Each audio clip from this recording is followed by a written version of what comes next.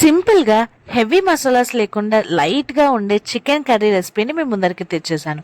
ఇంకెందుకు లేట్ అండి, చూసేద్దామా? ముందుగా బేసిక్ మ్యారినేషన్తో చికెన్ అయితే స్టార్ట్ చేసేద్దాము. బాగా వాష్ చేసుకున్న చికెన్లో తగినంత ఉప్పు, కారం, పసుపు, ధనియాల పొడి వేసుకొని కలిపేసుకోండి.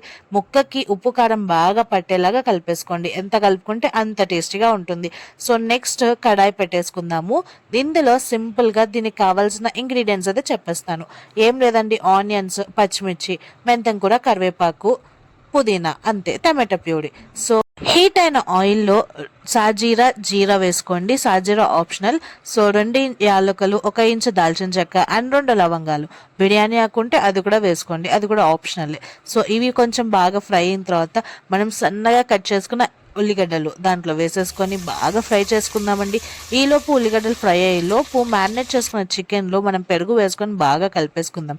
ఇదే అండి చికెన్ కర్రీలో ఉండే సీక్రెట్ టెక్నిక్.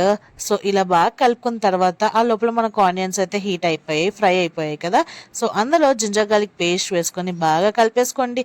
తర్వాత కట్ చేసుకున్న పచ్చిమిర్చి, తర్వాత చేతి నిండా hand full of green veggies.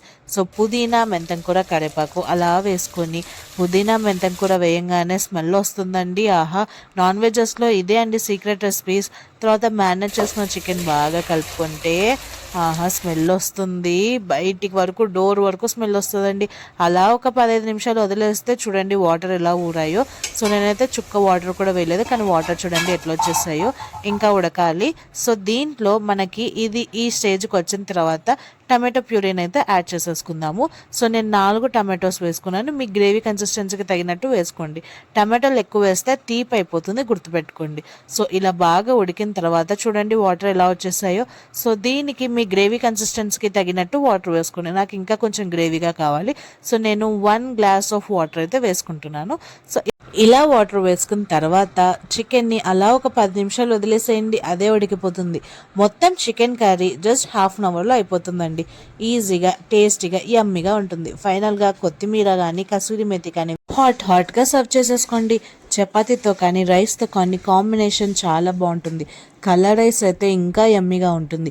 So ఖచ్చితంగా ఈ రెసిపీని ఒక్కసారైనా ట్రై చేసి చూడండి. సో ఫైనల్ అవుట్పుట్ ఇలా వచ్చేసింది. ఈ వీడియోని ఇంతవరకు చూసినందుకు థ్యాంక్ యూ.